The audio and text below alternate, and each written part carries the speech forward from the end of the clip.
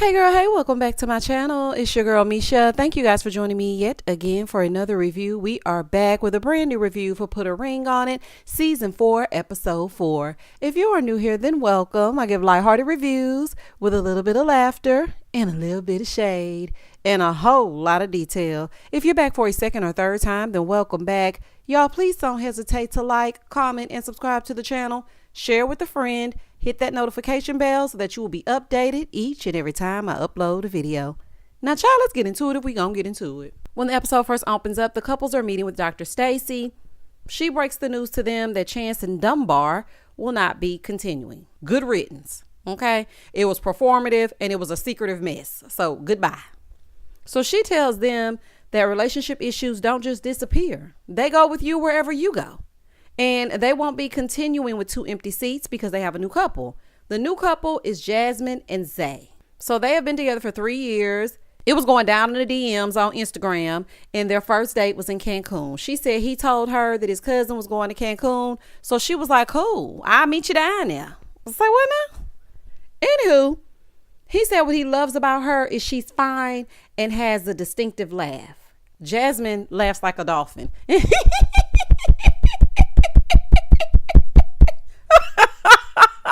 Now, I have a distinctive laugh myself, but baby, I said, what in a cute dolphin? She's a cute dolphin, okay? It sounds dolphin-esque, but it's cute. So they own some businesses. He owns a strip club, car wash, and a lounge, and I don't know what's going on. She said on her birthday, she thought he was going to propose to her, but she got a promise ring. Unless I'm in high school, don't give me no damn promise ring. Baby, I promise that we are through, honey, because that's the remix.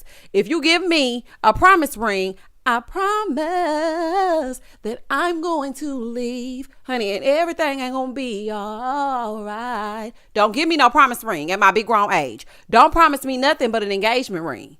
A promise ring? I said, and what is going on?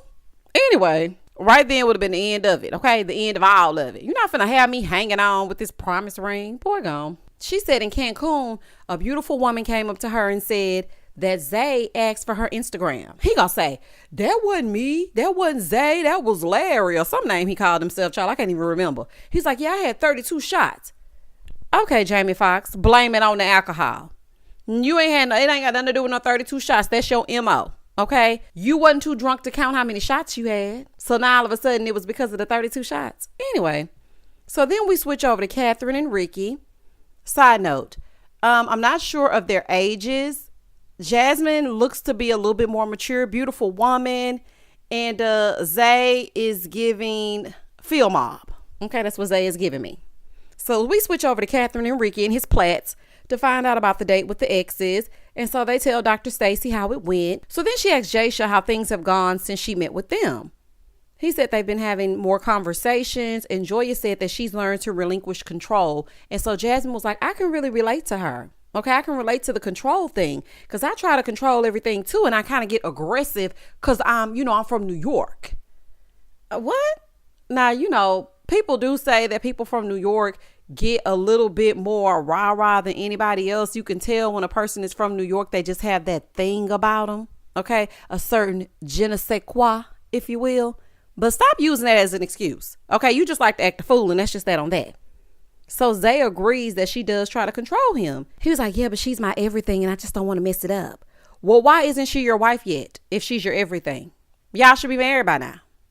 Anywho. Moving forward. So it's time for Zay and Jasmine to go on their first dates. And so Dr. Stacy is asking how they felt about that. She says she was nervous. He's like, well, I'm not jealous. I mean, I'm cool with the process. Translation, I'm excited. Can't wait to date somebody and she can't say nothing about it. Over with Joya and Jasha, they'll also be going on another date with new people. Ricky will be going out with Sheila again. And Catherine will also be going on a date with somebody new. In the next scene, Zay and Jasmine, they're at home and she's getting ready for her date. So she's like, are there any rules, any boundaries? And he's like, nah, be respectful, no kissing, no touching. Zay is giving me Darion's doppelganger. Okay, or he could be Darion's younger brother. I know y'all remember Alexia and Darion. That's exactly what he's giving me. He's giving He do a little this, he do a little that. He's always in the club and I heard so what? He giving very much film mob. So he said no kissing, no touching. She said no more than one drink because he get too loose when he full of that liquor. Okay, so no drinking for you, especially not 32 shots because she wants you to come home at the end of the night. So we see her date. Her date is Jeremy. He's 33 years old. He's a personal trainer and a promoter. Oh, no, ma'am. Soon as I heard promoter, I was instantly turned off. Jeremy had on this little bit-toe turtleneck with these little teeny legs, baby. It was giving Who Lives in a Pineapple Under the Sea, SpongeBob SquarePants. I said, what is going on, lady? I don't know why men with nice bodies forget leg day, number one. And I don't think they understand that clothes that are tailored to your body, they still show your physique. And it actually makes you look like a schnizzak. You look good when you put your... Baby, let me tell you something. Let's just talk for a second. I love when a man can I love when a man can hang a suit. And I love when a man knows what clothes fit his body. I don't care if you're a skinny man, a big man, husky, a medium build personal trainer, honey, couch potato. I don't care what you are. If you can put it on and look like something, that is sexy as hell. And baby, don't smell good. Okay, please don't smell good. And y'all know who Jeremy looks like? He's giving Kevin McCall. Now, if you don't know who Kevin McCall is, hop on the Googler. But it's Eva's daughter's father. That's exactly what he looked, down to the lips. They got them lips. Okay, everything about him just looks like Kevin McCall. Over on the other side, Brittany is Jace's date, 32, and she's ready to take your man. That pretty much sums up Brittany. Ready to take your man. So they get to this candle shop. They walk in. They're standing in the middle of the candle shop. She's like, it smells good, doesn't it? He said, yo, it smells really good. She's like, how did I do? Do with what? Y'all just walked in. Y'all just walked in here. And this that same shop, y'all, because I was looking around. This is that same shop that Kenya and Candy were on the Real Housewives of Atlanta, in the middle of it, hooping and hollering. This is that exact same candle shop because they're down in the ATL. So they're talking and she was asking his age and he asked her age and she said she was 32. She seems older than 32. She feels more mature than that. I don't know if it was the jumpsuit. I don't know what it was, but it didn't give 32. I think Brittany wants her a piece of Jasha. Baby, she had them hands all over him. Do you hear me? All over him. So she asked how, they got there. She's like, how did y'all get here? He explains that Joya wants kids and marriage and he's just not ready yet. So then he asks, well, what about you? What's your love language? She said, your lips. And, she flirting and whatnot. She was like, I really do love quality time and I love beards. Brittany was very flirty and very touchy-feely. And he had a problem with Joya dabbing that other man's mouth or whatever, or helping him brush the crumbs off his mouth or whatever. But baby, you are very, very touchy with Miss Brittany. Okay. And he was like, yeah, I'm vibing with Brittany. He was like, yeah, I'm really enjoying myself. And Joya may have some competition. Me, myself, she could have you. Because at 40 years old and you don't want to marry me or start a family together, no thanks. Especially when you have already been there, done that. So what is it about me that makes you not want to take that leap with me? So you're wasting her time. Okay, so for me, I wouldn't be bothered with you. I just wouldn't be bothered with you. In the next scene, Jasmine and Jeremy, they get to their date and, they get to talking. And so she asks what he does. So he tells her he's a trainer. So she was like, well, how do you get your clients? He's like, well, I get them from the club because I'm also a promoter. She said, oh, okay. So you be outside at night. You be out real late. And he was like, yeah, So in her confessional, she's like, yeah, the red flags, they're a waving. It's giving Six Flags over Texas, sis. You might want to go ahead and wrap that up, honey. It's definitely giving Six Flags because you're already dealing with one car wash strip club owner and girl, let it go. She was like, yeah, I'm already dealing with Zay, honey. He got the Pank car wash. Come on through and get the Mercedes special. And then you got to deal with him, the promoting personal trainer. Absolutely not. But then he comes out with this. He was like, yeah, I'm also going to do a personal chef, but I'm going to come to your house a little bit different. I'm not going to have a shirt on. I said, what now? She was like, no, you're going to come and cook and you ain't got no clothes on. I do not want pubic hair in my food. That is nasty. Okay, that is nasty. You need to keep all your clothes on when you are preparing a meal. Mess around and get that chest scalded off. Some hot grease pop up on them nipples. I bet you put them clothes on. I bet you put your clothes on. Oh, he was saying so much fluff, honey, that I wanted him to shut the hell up. She's like, yeah, I'm in my upper 30s. Upper 30s? I have never heard anyone describe their age as upper 30s. You in your late 30s? Are you 40 or older? Talking about upper 30s. Mm-hmm. He's like, no, you're 23. She's not 23, and she ain't in no upper 30s. Just tell me what the number is, girl. So she, in the confessional, she was like, his dad must have been a pimp from Mississippi because he's saying everything he think a woman want to hear. Her date talked too much for me.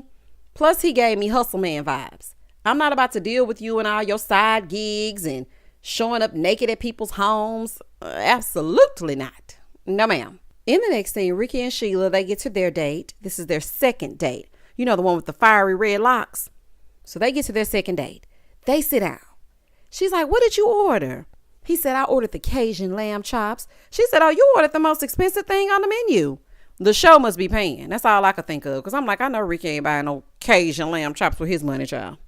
So she asked if he wanted to try her fish. And so she fed him from her fork. Y'all let strangers eat off y'all fork? Comment down below if y'all be letting strangers eat off y'all fork. I don't know where his mouth been. Say what? Ugh. And then it really pissed me off because they was drawing attention to his mouth. And I don't like his bottom lip. So that was really upsetting me. It was upsetting me and my homegirls. Because if you can't watch Put a Ring on It, where the hell could you go? I don't like it. I don't like it. You could have easily cut him a little piece of your fish and put it on his plate. Girl, letting that strange man eat off your fork. Baby, see, and this is why I still got to look at people sideways and put a mask on when I go outside. Because y'all eating off each other's forks. Y'all getting on my nerves. So they start talking and they figure out that they're both Capricorns. And she was like, oh, I know you be putting it down in the bed. Now, I do not look at Ricky and think, he gonna put it down? I'm gonna fall in love. I don't think nothing about Ricky. Just, oh, no, honey. She was like, yeah, you so chill. So in the confessional, she's like, yeah, I mean, the attraction is there. Catherine may be in trouble. Girl, really? You know, to each their own. Okay, to each their own. She's attracted to Ricky. But did he tell you that he lives with his entire family and he ain't got no car? Now, I'm thinking he ain't got no car. He might have one, but it look like he be borrowing whoever's car that ain't at work that day. That's what it gives me. Because, like, what do y'all see in Ricky? But like I said, to each their own. Moving forward. Ricky is having himself a good old time with Sheila. Catherine, just go on, cut your losses, sis. Okay? He was like, yeah, I'm just liking her a little bit too much. Back over with Jasha, he done got back home from his date all touchy-feely. He in real good spirits. Don't be coming in here bringing all your happy date energy. He liked Miss Brittany because he came home super happy. So he brought back a candle called the X Factor or the Experience or something with an X in front of it. And Joya was like, ma'am, I'm never going to be the X. So I don't know why you named this candle that, but that ain't cute. So she was like, well, what did you name her candle? He said he named it Flow because things were just flowing or something. Make sure ain't no juices flowing. A flow. So she's like, yeah, I feel like you're leaving out some tea. You know, like I feel like you're telling me, but you're not really telling me. So he's like, well, I mean, she was flirting. Yeah, he left out all that touching though. He's like, I'm not going to tell her that she was really just touching me like that because I don't want her to get up. I don't want her to get upset. No, you need to tell her because she going to see it and then she going to even be more upset. So you just need to tell her. Joya was not buying nothing that he was selling. Okay. She was like, Oh, really? Okay, sure. Jasha fully enjoyed himself. And that's just that on that. In the next scene, Ricky is back at the family home and Catherine wants to talk about the date. So he's like, I mean, she was easy to talk to. You know how I am. How are you? How are you, Ricky? Huh? Oh, okay. So then he told her about eating off of Sheila's fork. He's like, you know, I tried to do more this time. I didn't want to be so timid. You know, really enjoy the experience. You know, I wanted to tell you, I'm telling you the truth. I don't feel like I did anything disrespectful. Ricky likes Sheila, Catherine. So just make sure that on your next date, you dress for success. Okay, don't come out that house in no overalls. Don't come out that house in one of your errand outfits. Don't come out of that house in no 2-piece that you can wear down to your local 24-hour fitness. Come out dressed for success. That's all I'm going to tell you. So Catherine, in her confessional, she was like, oh, okay. So now that I know that's how you moving, I'm going to move accordingly. Now, for me, these two seem like they're just two old friends together out of comfort. I don't think that she should be looking for a ring. She should be looking for an apartment. Okay, because I would not continue on with Ricky. Like, I think you should be looking for the exit, sis. I really do. In the next scene, Zay and Jasmine, they're at home and Dr. Stacy is coming over. Let me tell y'all something about Dr. Stacy. Dr. Stacy gonna step every time. Baby, she gonna step every time. She is ready for her close-up, Mr. Director. Honey, Dr. Stacy gonna come in looking like something. Do you hear me? So she comes in, she sits down and tells them that she likes them because, they have fun. So she asked about their boundaries. Jasmine said, he has told me that I have to guide him, but also I feel like he doesn't respect my boundaries when it comes to his friends. He has put their relationship in jeopardy because of his friends. She said one of his friends made her feel uncomfortable and said he was going to slap her. So then Zay is like, yeah, but I checked him. I went off on him. Yeah, I got on him. But she is crying. Okay. She's crying, saying that the guy never apologized. She was like, the disrespect was just so loud. And he was like, well, I have a hard time prioritizing my friendship and my relationship. And while she was crying in the scene, he didn't even hug her. Like, he didn't even lean over to embrace her. And she feels like she has to compete with his low down friends. He's like, yeah, she shouldn't feel like that. Dr. Stacy shut him right on down. She said, wait a minute. No, this is what we not finna do. We're not about to ignore her feelings. To be honest, I wouldn't be able to deal with Zay because I don't feel protected. If your closest friend can disrespect me and come back around you, it shows that you value them more than me. So they can have you. Okay, they can have you. She should not come second to your trifling friends. If you want to be with them, then go be with them. Because I would be out. No way, ho, Zay. Okay, you can go on over there and sleep with them at the end of the night. And that was the end of the episode. This episode didn't really give much. We were introduced to a new couple. They went on a few dates and that's it. Put a ring on it. I'm going to need y'all to zhuzh it up just a little bit. Because, it really ain't nothing to talk about. Child, this right here is a fool. Anywho, I hope I filled y'all in. If you were unable to watch on this Good Friday, please comment down below and tell me exactly what you thought about this episode of Put a Ring on It. I thought it was a filler. It gave nothing. Please don't hesitate to like, comment, and subscribe to the channel. And as always, stay safe, stay blessed, spread love, not germs. Peace.